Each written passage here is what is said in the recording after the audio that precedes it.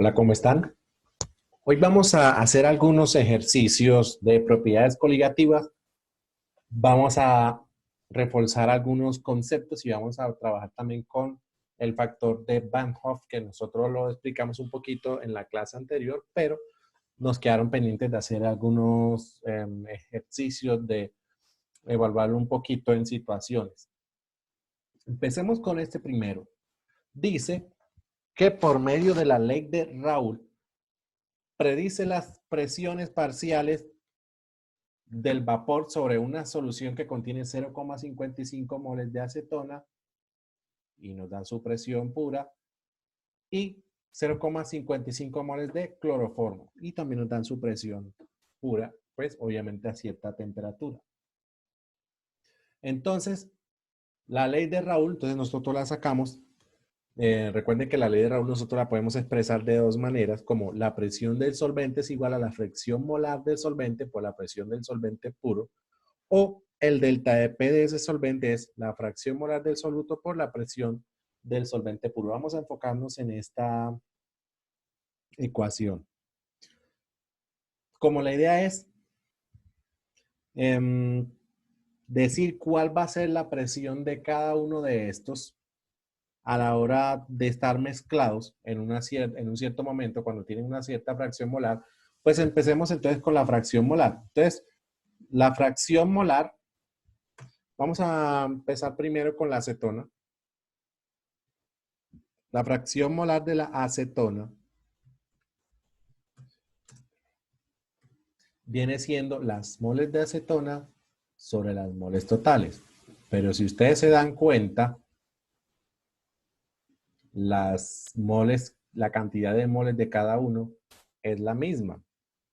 Por lo tanto, no hay que hacer ningún cálculo para deducir que la fracción molar de cada uno de ellos es 0,5. Entonces, la presión de la acetona en esa solución, voy a ponerlo por acá, de la presión de la acetona viene siendo igual a la fracción molar de la acetona, o sea, 0,5, por la presión de la acetona pura, o sea, 345 torr. Y eso nos da 172,5 torr. Listo, ya nosotros encontramos la presión de la acetona cuando ya está en la solución. Recuerden que si no tiene este circulito arriba es porque es en la solución. Entonces, ¿cuál viene siendo su caída? La mitad, por ser la fracción molar 0,5. Hagamos el mismo asunto para el cloroformo. Entonces, la presión del cloroformo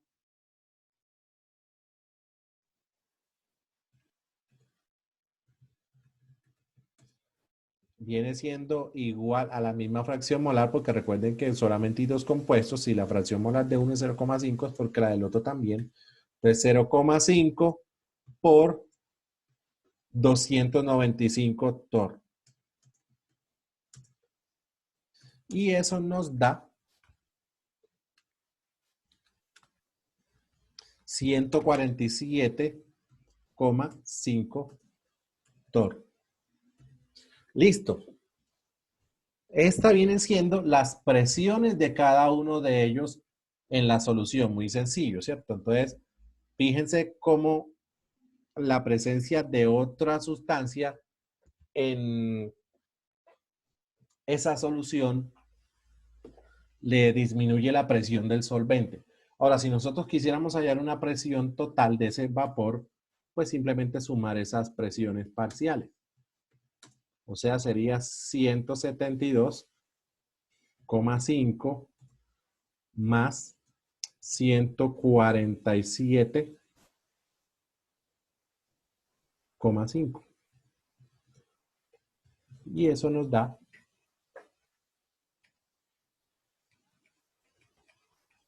320. Listo.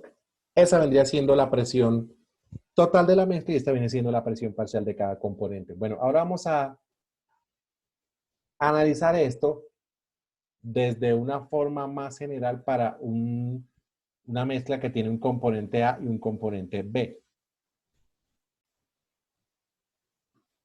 Observamos entonces la siguiente gráfica.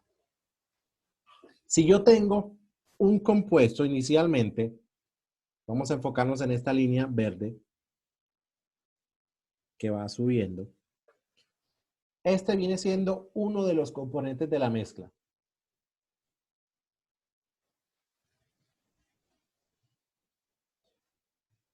Desde su fracción molar 0 hasta su fracción molar 1. A medida que mi componente A empieza a subir su fracción molar, la fracción molar del componente B va bajando. Bueno, aquí están trocados los datos. Bueno, aquí ponen A como el que está de este lado, B como el que está de este lado. Bueno, hagámoslo, expliquémoslo según la figura. Entonces, el componente B inicia aquí con una fracción molar de 0 hasta una fracción molar de 1. Entonces, este viene siendo el componente B. A medida que el componente B va aumentando hasta llegar a una fracción molar 1, el componente A va disminuyendo desde una fracción molar 1 hasta una fracción molar 0. La ley de Raoult nos indica que todos aquellos que cumplen con este proceso, así tal cual como está aquí dibujado, se les considera soluciones ideales. Entonces, la presión de vapor del componente B viene siendo en un punto cualquiera, viene siendo, vamos a suponer aquí que esto es como un 4, fracción molar 0,4 del componente B. Si la fracción molar del componente B es 0,4, entonces la presión de vapor de él viene siendo la que me indique la gráfica. Y en esa misma fracción molar, la presión de vapor de A viene siendo acá en este punto la que me va indicando la gráfica. Y si nosotros necesitamos hallar la presión total del sistema, quedaría gráfica de esta manera. Nótese, por ejemplo, que aquí en este punto inicial, la presión total del sistema viene siendo igual a la presión de A solamente, porque la fracción molar de B es 0, por lo tanto el compuesto va a estar puro, su fracción molar va a ser solo el compuesto A. Y en este punto pasaría lo opuesto. La presión total del sistema viene siendo solo la presión de B, dado que de A no hay nada. Y la tendencia viene siendo de esta manera. Entonces, esto es lo que nosotros consideramos una solución ideal. Vamos a mirar cómo sería el caso en una solución real. Volviendo entonces a nuestra pizarra, si yo tengo un compuesto A cuya fracción molar es 0, y sabiendo pues que esto acá viene siendo la presión de vapor, si yo tengo mi compuesto A aquí en una fracción molar 0, a medida que su presión, bueno, a medida que su fracción molar va aumentando, su presión de vapor también va a ir aumentando. Si la solución, si yo considero ideal o que hay un rango de idealidad que mi solvente está puro, va a ocurrir esto. Es algo directamente proporcional. Cuando yo llegue hasta este punto en el que estoy en una fracción molar completamente 1 de A, vamos a poner aquí fracción molar,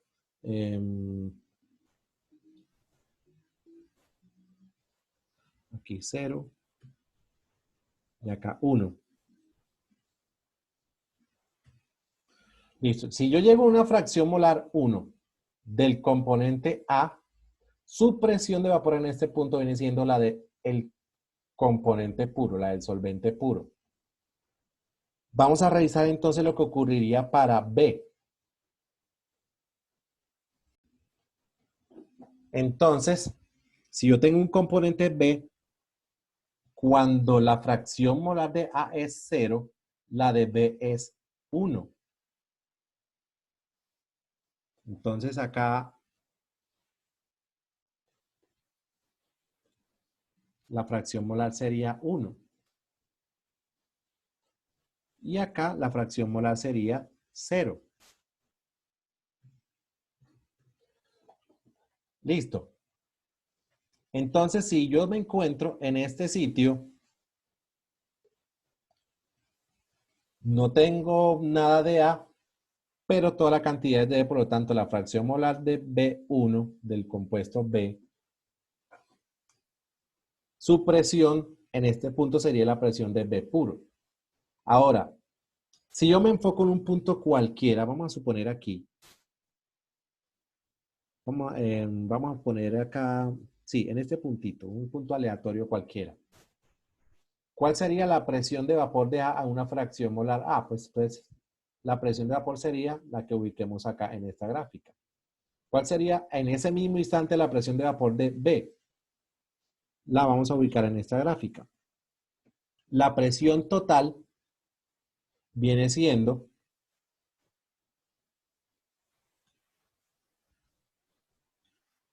la que lleva esta tendencia aquí. Entonces, de esa manera nosotros podemos deducir a partir de la ley de Raoult, según las fracciones molares de esa mezcla de componentes, cuál sería la presión de uno, la presión del otro y la presión total en un momento determinado de la mezcla. Así como está dibujado, se considera que es una solución ideal. Ahora, ¿cómo sería una solución real? Resulta que hay muchos factores que afectan en la composición de una solución y la uniformidad de una solución. Entre ellos, los, eh, las fuerzas intermoleculares, la homogeneidad con la que la solución se ha mezclado, entre otras cosas. Entonces, ¿cómo sería una solución real? ¿Cómo sería la tendencia para una solución real? Sería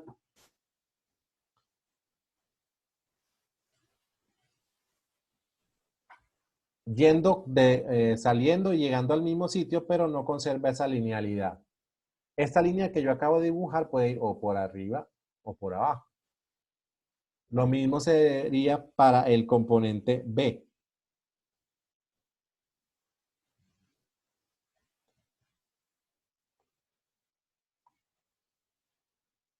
Entonces, así sería la gráfica para una solución real. Y la presión total también llevaría una tendencia cercana a la idealidad, pero con valores que están un poquito alejadas de la misma. Entonces, solución ideal, la línea continua, solución real, las líneas punteadas. Ok. O sea que mirando esta gráfica nosotros podemos asumir la presión del uno, la presión del otro y la presión total en un momento determinado. Bueno, ahora vamos a mirar otra gráfica que es la siguiente. Resulta que cuando nosotros tenemos un 0% de B, o sea, en este punto, para esta gráfica en especial, aquí sería un 100% de A, acá sería un 0% de A, un 100% de B. ¿Cómo se establecería el equilibrio entre el vapor y el líquido? Eso se establece por medio de esta gráfica, que también está ligada a la ley de Raoult. Entonces, enfoquémonos, por ejemplo, en un punto cualquiera. Bueno, acá nos los están dando en porcentajes, eso también aplica para fracción molar. Vamos a suponer aquí en un 70% de A, 30% de B. Este punto acá, que acá lo indican con el número 4. Si yo me centro en este punto, 70 de A, 30 de B, a una temperatura determinada,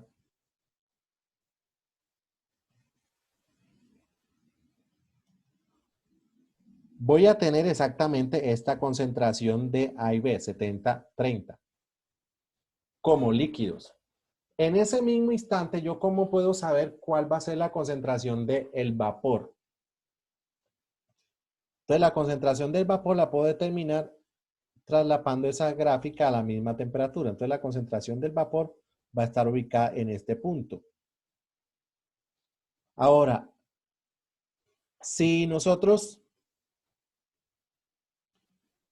miramos otra temperatura, por ejemplo esta, una temperatura más alta, yo tengo una concentración de líquido, una concentración de vapor, la que marca aquí la línea, que es donde está el número 3. ¿Cuál sería la concentración o la proporción de líquido a esa misma temperatura? Entonces yo lo que hago es extender esta línea a esa misma temperatura y aquí me voy a encontrar cuál es la concentración del líquido. ¿Ok? Pero si yo quisiera tener esta misma concentración de líquido, que en este caso sería 30 de A y 70 de B, si yo quisiera tener esa misma concentración de líquido, pero en vapor, ¿hasta dónde tendría que llevar la temperatura? Tendría que subirla hasta este punto. O sea, por encima de 150 grados. ¿Ok? Entonces, eso también es una tendencia estable para en soluciones líquido-vapor.